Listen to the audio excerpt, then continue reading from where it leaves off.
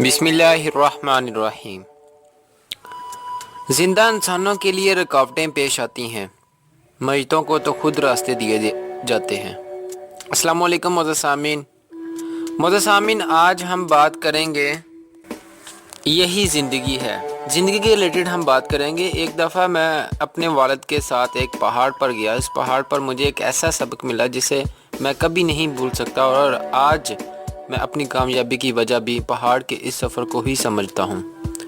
हुआ कुछ यूँ कि अपने वालिद साहब के साथ पहाड़ पर जा रहा था कि अचानक मेरा पाँव फिसल गया। एकदम मैंने कहा आह आह। मेरे हैरान रह गया क्योंकि मुझे दोबारा आवाज़ सुनाई दी, आह आह। मैं ज़ोर से चिल्लाया, कौन है? मुझे फिर जवाब मिला, कौन है? मैं परेशान हो गया। मैंने कहा, जो भी हो सामने आओ।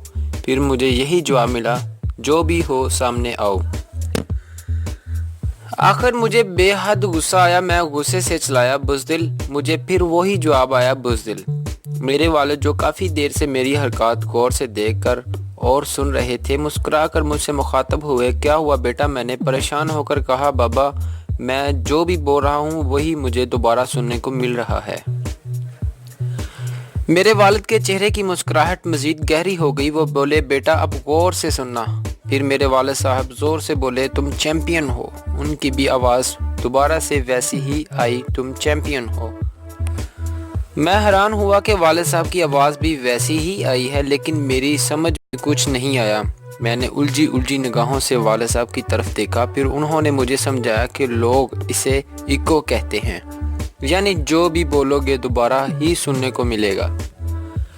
लेकिन मेरे बेटे, दर हकीकत यही असल ज़िंदगी है। ये तुम्हें वही वापस करेगी जो तुमने कहा और किया होगा। हमारी ज़िंदगी, अगर तुम मोहब्बत चाहते हो तो तुम्हें पहले मोहब्बत देनी पड़ेगी। अगर तुम चाहते हो कि लोग तुम्हारी इज़्ज़त करें तो बेटा जानी पहले तुम्हें इज़्ज़त देनी पड़ेगी। ये असूल हमारी ज़िंदगी के हर शोबे पर असरअंदाज होता है, क्योंकि ज़िंदगी तुम्हें हमेशा वही चीज़ वापस करेगी जो तुम उसे दोगे। मैंने ये असूल समझा और अपनी ज़िंदगी में लागू किया, जिसकी वजह से मैं आज कामयाब ताजर हूँ। मेरा अमला हमेशा वक़्त की पाबंदी करता है, क्योंकि मैं खुद भी वक़्त का पाबंद हूँ। मेरा अमला मेरी बहुत इज़्ज़त करता है, क्योंकि मैं भी हमेशा इनसे इज़्ज़त के साथ पेश आता हूँ।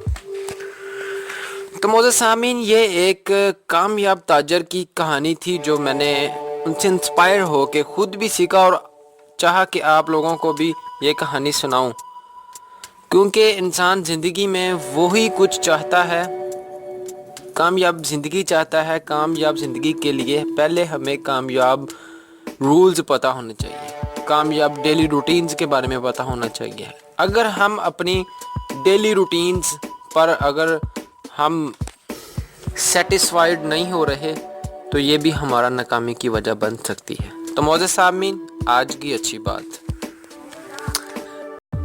जिसने दौड़ की जंग लड़नी हो वो रास्ते के कुत्तों की परवाह नहीं करता।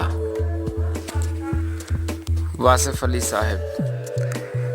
सारी लज़्ज़त रास्ते की है, मंजिल की नहीं। मुमताज़ मुफ्ती साहब।